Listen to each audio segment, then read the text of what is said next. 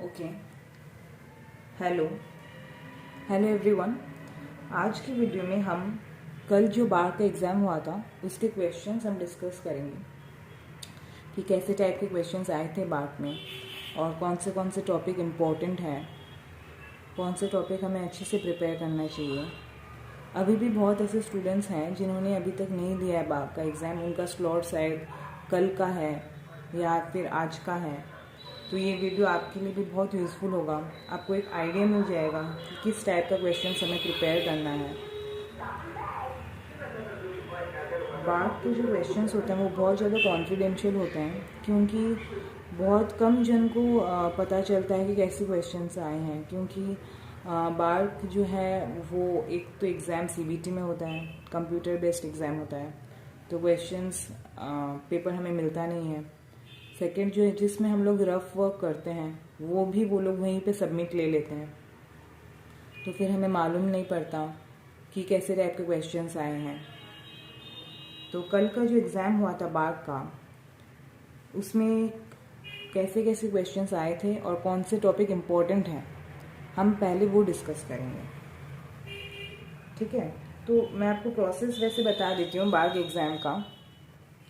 बार के एग्ज़ाम में प्रोसेस पहले क्या होता है, आपको मतलब बहुत ज़्यादा कन्फ्यूजन ये रहता है कि हमें क्या लेके जाना है अपने साथ। एडमिट कार्ड हमें लेके जाना है और उसके साथ जो फ़ोटो हमें सफिक्स करना है वो हमारा रिसेंट फ़ोटो होना चाहिए। ठीक है, और इसके साथ में आप अपने साथ में सेकंड में एक आइडेंटिटी प्रूफ लेके जाना। आधार कार्ड लेके जा सकते हो, आप पैन कार्ड लेके जा सकते हो, आप वोटर आईडी कार्ड लेके जा सकते हो। बस ऐसा कुछ भी लेके जाना जिसमें आपका नेम और आपका डेट ऑफ बर्थ ये दोनों मेंशन हो। ठीक है, और वो रिसेंट होना चाहिए, जो भी आप लेके जाओ वो रिसेंट होना चाहिए। फॉर सेफ पर्पस आप अपना क्लास 10 का मार्कशीट लेके जा सकते हो, बस इसके अलावा और कुछ नहीं लेके जाना आपको। ठीक है, इस 3 से आपका काम हो जाएगा। एडमिट कार्ड तो ऑब्वियसली आपको लेके जाना है, आधार कार्ड और क्लास 10 का मार्कशीट। ठीक है, ये तो हो गया। अब कैसे टाइप के क्वेश्चंस आए थे कल, अब हम वो डिस्कस करेंगे। ओके, तो पहले हम क्वेश्चंस डिस्कस करेंगे एमएमपी के। एमएमपी का एक क्वेश्चन तो जो फर्स्ट नंबर वाला वो ऐसा आया था कि integration of z² - 4 by z-1 और सर्कल दे दिया था हमारा x² + y² = 1। ये सर्कल का इक्वेशन था, आपको इस इंटीग्रल का वैल्यू निकालना था। एक रेसिड्यू रिलेटेड क्वेश्चन, ये तो मतलब ऑब्वियस ही है, रेसिड्यू का एक क्वेश्चन तो आएगा ही आएगा। डिफरेंशियल इक्वेशन से 2 क्वेश्चन आए थे। डिफरेंशियल इक्वेशन भी बहुत इंपॉर्टेंट टॉपिक है। कॉम्प्लेक्स एनालिसिस, डिफरेंशियल इक्वेशन, ये 2 वेरी वेरी इंपॉर्टेंट टॉपिक्स हैं एमएमपी के फॉर बार के एग्जाम। और एक ऐसा इंटीग्रेशन दे दिया था, आपको इसका वैल्यू निकालना था। तो ऐसे कुछ क्वेश्चंस आप एक्सपेक्ट कर सकते हो कि आपके नेक्स्ट बार के एग्जाम में आ सकें। आपको आई थिंक कुछ इन क्वेश्चन से आपको शायद ये पता चल जाएगा कि कैसे हमें तैयारी करनी है और हमें किस वे में अप्रोच करना है, कौन से सब्जेक्ट में हमें ज़्यादा इम्पोर्टेंस देना है, कौन से टॉपिक में हमें ज़्यादा इम्पोर्टेंस देना है। ठीक है, अब हम नेक्स्ट बात करेंगे सीएम में क्या क्या क्वेश्चंस आए थे। तो नेक्स्ट हम डिस्कस करें क्लासिकल मैकेनिक्स में जो क्वेश्चन पूछे गए थे वो। तो पहला क्वेश्चन जो था वो हमारा था लेंथ कॉन्ट्रैक्शन का जो फॉर्मूला है हमारा L' = L0 √1 - v²/c², जहाँ पे L0 हमारा होता है प्रॉपर लेंथ। इस फॉर्मूला को यूज़ करके हमें v कैलकुलेट करना था, जिस वेलोसिटी से रॉड मूव हो रहा है। L0 L' ये सब दिया हुआ था, हमें v कैलकुलेट करना था और मोस्ट प्रोबेबल इसका आंसर था आपका v = √3c/2। सेकेंड क्वेश्चन जो हमारा था वो उसमें हमें प्रॉपर टाइम दिया हुआ था और इससे हमें निकालना था डिस्टेंस ट्रैवल्ड बाय ए पायन या मेसॉन, ऐसा कुछ था क्वेश्चन में। हमें प्रॉपर टाइम दे दिया गया था, तो प्रॉपर टाइम का हमें पता है हमारा एक्सप्रेशन क्या होता है, T' = ΔT0 बाई √1 - v²/c²। इससे v दे दिया था, हमें T' निकालना था, फिर हमें डिस्टेंस ट्रैवल निकालना था। थर्ड क्वेश्चन में हमें ऐसा एक फिगर दिया हुआ था, 2 पॉइंट था A एंड B, और वहाँ पे पूछा गया था इस 2 पॉइंट में जो नॉर्मल रिएक्शन फोर्स है वो है NA और NB। तो इन दोनों में क्या रिलेशन होगा वो आपको पूछा गया था। ठीक है, फोर्थ क्वेश्चन जो था वो हमारा था रिगार्डिंग सेंटर ऑफ मास। यहाँ पे जो फिगर दिख रहा है ना आपको, ये वाला, ये ऐसा एक फिगर दिया हुआ था और इसमें आपको पूछा गया था small R and capital R में क्या रिलेशन है। और कुछ क्वेश्चन आप क्लासिकल मैकेनिक्स से एक्सपेक्ट कर सकते हो, जो न्यूटोनियन मैकेनिक्स है हमारा, वहाँ से आप एक दो क्वेश्चन एक्सपेक्ट कर सकते हो। कल के पेपर में आया भी था एक दो क्वेश्चन वो उसके रिलेटेड। और एक क्वेश्चन आया था क्लासिकल मैकेनिक्स में, वो फोर्स दे दिया गया था और आपको हैमिल्टोनियन निकालना था सिस्टम का। तो बच्चों देखिए, ऐसे क्वेश्चन आते हैं क्लासिकल मैकेनिक्स में। तो अब आपको आइडिया मिल रहा है कि मुझे अपनी तैयारी कैसी करनी है। देखो, क्लासिकल मैकेनिक्स में न्यूटोनियन मैकेनिक्स इम्पोर्टेंट है, centre of mass related problem important है, हैमिल्टोनियन लैग्रैंजियन इम्पोर्टेंट है, और ये जो प्रॉपर टाइम और लेंथ कॉन्ट्रैक्शन ये बहुत इंपॉर्टेंट है। हाँ, एक और क्वेश्चन आया था क्लासिकल मैकेनिक्स में, क्वेश्चन नंबर 7। ये आपका क्वेश्चन था, ये रिलेटेड टू था आपका रिलेटिविस्टिक काइनेमेटिक्स से रिलेटेड था। इसमें आपको वेलोसिटी कैलकुलेट करना था। इस क्वेश्चन में आपको वेलोसिटी कैलकुलेट करना था। तो इस टाइप के क्वेश्चन आते हैं। तो आपको क्वेश्चन से आपको समझ में आ रहा है कि कैसा मुझे अपनी प्रिपरेशन करनी है, मुझे क्या क्या टॉपिक्स इंपॉर्टेंट है, मुझे क्या क्या टॉपिक्स को ज़्यादा इंपॉर्टेंस देना है। ठीक है, नेक्स्ट हम डिस्कस करेंगे स्टैटिस्टिकल मैकेनिक्स। डिस्कस करेंगे स्टैटिस्टिकल मैकेनिक्स रिलेटेड जो क्वेश्चन थे वो। एक क्वेश्चन तो ऐसा आया था कि 3 पार्टिकल हैं जिनकी एनर्जी है -E, 0 एंड E, और इससे हमें पार्टीशन फंक्शन पूछा गया था। तो पार्टीशन फंक्शन जो है वो स्टैटिस्टिकल मैकेनिक्स में सबसे इम्पोर्टेंट टॉपिक है। उसके रिलेटेड जितने भी क्वेश्चन है वो आपको छोड़ने नहीं है, वो आपको करने हैं। अगर आपके मन में ये सवाल आता है कि मैं बार के क्वेश्चन कहाँ से प्रैक्टिस करूँ, मतलब किस लेवल के क्वेश्चन आते हैं, तो मेरा सजेशन है कि आप जो गेट के जो क्वेश्चन पेपर्स होते हैं ना वो आप प्रैक्टिस करो। गेट के जो 10 ईयर्स के क्वेश्चन पेपर हैं आप वो प्रैक्टिस करो, उसी टाइप के क्वेश्चन आते हैं। पर कल का जो पेपर था बार का वो थोड़ा टफ था। आपका बेसिक अगर कॉन्सेप्ट अगर आपका क्लियर हो, स्ट्रांग हो, तब आप क्वेश्चन ज़रूर अटेम्प्ट कर सकोगे। सेकेंड क्वेश्चन में वही पार्टीशन फंक्शन दे दिया गया था, आपको फ्री एनर्जी निकालने के लिए बोला था। फ्री एनर्जी हम कैसे निकालते हैं, F = -kT ln(z), ऐसे करके। थर्ड क्वेश्चन में भी जेड दे दिया गया था और हमें इक्वेशन ऑफ स्टेट निकालना था। इक्वेशन ऑफ स्टेट बेसिकली आपको P निकालना है, डेल बीटा ऑफ ln(z) करके हमें P निकालना है, फिर उससे हम लोग इक्वेशन ऑफ स्टेट निकाल लेंगे।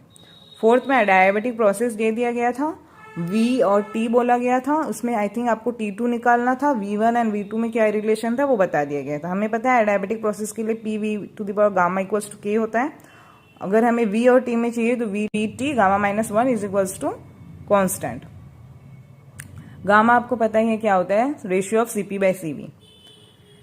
फिफ्थ में आपको प्रोबेबिलिटी वैसा बोला गया था क्वेश्चन में कि if the probability for n particles are same then what is the entropy of the system. इसमें आपको ऑप्शन मिला था, जैसे ऑप्शन था, एक ऑप्शन था ln(n), एक ऑप्शन था -ln(n), एक था ln(n)⁻, ऐसे ऑप्शंस थे। ठीक है, तो ऐसे टाइप के क्वेश्चंस पूछे गए थे स्टैटिस्टिकल मैकेनिक्स में। तो इसमें क्या क्या इंपॉर्टेंट है, आपको एंट्रोपी रिलेटेड क्वेश्चंस आएंगे, आपको पार्टीशन फंक्शन रिलेटेड क्वेश्चन आएंगे, और थोड़े बहुत थ्योरी क्वेश्चंस भी आप एक्सपेक्ट कर सकते हो जो कि डायरेक्ट होते हैं। नेक्स्ट अब हम डिस्कस करेंगे और भी जितने भी टॉपिक्स लेफ्ट हैं उसके क्वेश्चंस हम लोग डिस्कस करेंगे। ठीक है, जो क्वेश्चन था वो रिलेटेड टू था हमारा EMT। उसमें ऐसे क्या पूछा गया था कि for calculation of magnetic field for solenoid which Maxwell equation is used. जो हमारे 4 मैक्सवेल इक्वेशन है, ∇.E = ρ/ε0, जो हमारे 4 मैक्सवेल इक्वेशन हैं वो 4 मैक्सवेल इक्वेशन दे दिए गए थे और आप ऑप्शन में, और ये पूछा गया था कि for calculation of magnetic field for solenoid which Maxwell equation is used. Second जो क्वेश्चन था वो ये था कि जो ये रेजोल्यूशन रिलेटेड क्वेश्चन था इलेक्ट्रॉनिक्स में, हम एक रेजोल्यूशन का जो हम फॉर्मूला पढ़ते हैं ना 2⁻n/VR-1, वो वोल्टेज में होता है। यहाँ पे करंट रिलेटेड क्वेश्चन था। यहाँ पे जो 2⁻n, जो n होता है हमारा नंबर ऑफ बीट्स, वो दे दिया गया था 8 बीट्स, और ये बोला गया था कि जो हमारा करंट है वो ±5% फ्लक्चुएट हो रहा है। और क्वेश्चन में ऐसे बोला गया था कि for a given i n = 8 bits resolution था, और इसमें आउटपुट जो ये रेजोल्यूशन रिलेटेड क्वेश्चन था पर ये करंट से रिलेटेड था। इसमें आपको range of the output voltage नहीं, सॉरी, इसमें आपको रेंज ऑफ